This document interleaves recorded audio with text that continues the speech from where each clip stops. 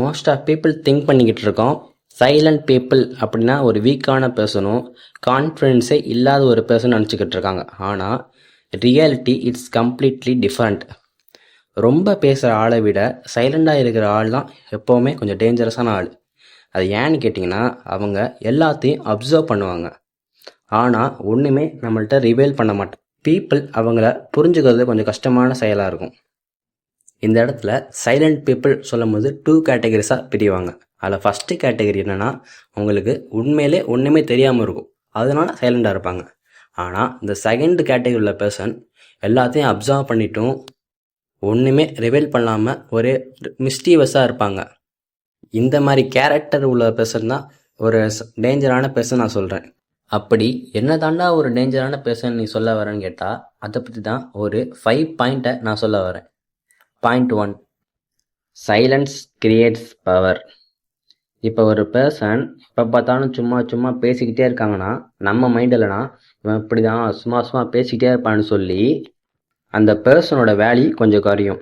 ஆனால் இதுவே சைலண்டான இருக்க பர்சன் பார்க்கும்போது நம்மளுக்கு நேச்சுரலி ஒரு க்யூரியஸ். இப்போ நீங்கள் நினச்சி பாருங்களேன், ஒரு கிளாஸ் ரூமில் ஹோல் கிளாஸ் ரூமில் இருக்க எல்லா பசங்களுமே பேசிக்கிட்டு இருக்காங்க. ஆனால் அதில் ஒரு பர்சன் மட்டும் சைலண்டாக இருக்காங்கன்னா அவங்கள பார்க்கும்போது என்னத்தமே யோசிச்சுக்கு இருக்கான், ஏன் எப்போவுமே ஒரு காம் மைண்டில் இருக்கான் அப்படின்னு நம்மளுக்குள்ள ஒரு தாட் வரும். அந்த இடத்துல அவங்களோட சைலன்ஸ் ஒரு மிஸ்டரியை க்ரியேட் பண்ணும். இந்த இடத்துல ஒரு நாய்ஸி பர்சனும் ஒரு சைலண்ட் பர்சனும் இவங்களோட 2 பேரோட கேரக்டரை கம்பேரிசன் பண்ணி அவங்க பவர் அண்ட் ஸ்ட்ரென்த்தை காட்டும். பாயிண்ட் 2, தே அப்சர்வ் எவ்ரி திங். இப்போ ஒரு சைலண்டான பர்சன் எப்போவுமே கொஞ்சம் அமைதியாக தான் இருப்பாங்க, ஆனால் அவங்க மைண்ட் ஆல்வேஸ் ஒர்க்கிங். இப்போ ஒரு செஸ் காம்படிஷன் நடக்குதுன்னா அதில் ஒரு நார்மலான பர்சன் கேட்டகரிஸ்னால் இவன் அப்படி ஜெயிச்சான் இவன் இப்படி ஜெயிச்சான்னு சும்மா வாயில் மட்டும் பேசிக்கிட்டு இருப்பாங்க. ஆனால் ஒரு சைலண்டான பர்சன் என்ன நினைப்பாங்க, ஓகே இந்த மூவ் பண்ணனால ஆப்போசிஷனில் இருக்க ஒருத்தவனுக்கு அட்வான்டேஜ் வருது, இந்த மூவ் பண்ணி அவங்க மேட்ச் ஜெயிச்சிட்டாங்க. அங்கே நடந்தது எல்லாத்தையும் நோட்டீஸ் பண்ணவங்க. ஏன்னா எப்போவுமே பேசுகிறவங்கள விட அப்சர்வ் பண்ணுறவங்க தான் அதிகமாக கற்றுக்குவாங்க. Point 3, they control emotions. இப்போ மோஸ்ட் ஆஃப் பீப்புள் அவங்களோட எமோஷன்ஸை கண்ட்ரோலே பண்ணாமல் சீக்கிரமாகவே ரியாக்ட் பண்ணிடுவாங்க. இப்போ யாரோ ஒருத்தவங்க உங்களுக்கு கோவம் வர மாதிரி பேசிட்டா நீங்கள் அப்போவே கோவப்பட்டு அவங்களோட சண்டைக்கு போயிடுங்க. இப்போ அதே மாதிரி உங்களுக்கு பிடிச்ச பர்சன் உங்களுக்கு பிடிக்காதது செஞ்சால் நீங்கள் அப்படியே சேடாக இருப்பீங்க. ஆனால் சைலண்ட் பீப்புள் என்ன பண்ணுவாங்க, they control the emotion. they think first then react.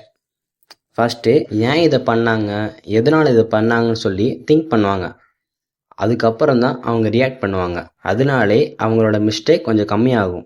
எமோஷனை control பண்ண முடியாமல் தான் சின்ன பிரச்சனை பெரிய பிரச்சனையாக மாறும். ஆனால் இவங்க இது பண்ணுறதுனால அவங்களோட மிஸ்டேக்கை கம்மி பண்ண முடியும். Point 4, people underestimate them. இப்போ மோஸ்ட் ஆஃப் பீப்புளை சைலண்டாக இருக்க பர்சனை பார்த்து ராங்காக ஜட்ஜ்மெண்ட் பண்ணுவாங்க.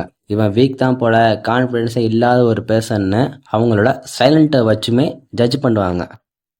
ஆனால் இது அந்த சைலண்டான பர்சனுக்கு ஒரு அட்வான்டேஜ் மாதிரி. இப்படி நினைக்கிறதுனால எல்லாருமே அந்த பர்சனை பார்த்து ஒரு கேர்லெஸ்ஸான ஒரு தாட் வச்சுருவாங்க. ஆனால் இன் தி எண்ட் அவங்களோட ரிசல்ட்டை பார்க்கும்போது தான் தெரியும் அவங்களோட ஸ்ட்ரென்த் அண்ட் பவரை. Point 5, speak with impact.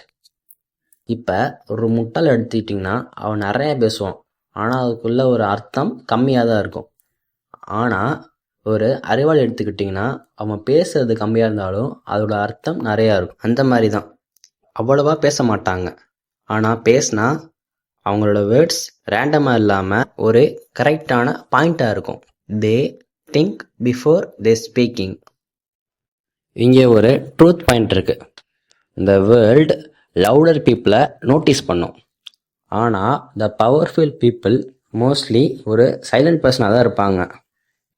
இந்த இடத்துல நாய்ஸ் அட்டென்ஷனை க்ரியேட் பண்ணும், ஆனால் சைலன்ஸ் பவரை க்ரியேட் பண்ணும். இந்த மாதிரி ஒரு செல்ஃப் இம்ப்ரூவ்மெண்ட் கண்டென்ட் பார்க்கறதுக்காக என்னை சப்ஸ்கிரைப் பண்ணிக்கங்க. எனக்கும் ஒரு சின்ன சப்போர்ட் கொடுத்த மாதிரி இருக்கும், உங்களுக்கும் இந்த ஜேர்னியில் சேர்ந்த மாதிரியாக இருக்கும். தேங்க்யூ ஃபார் வாட்சிங் கைஸ்.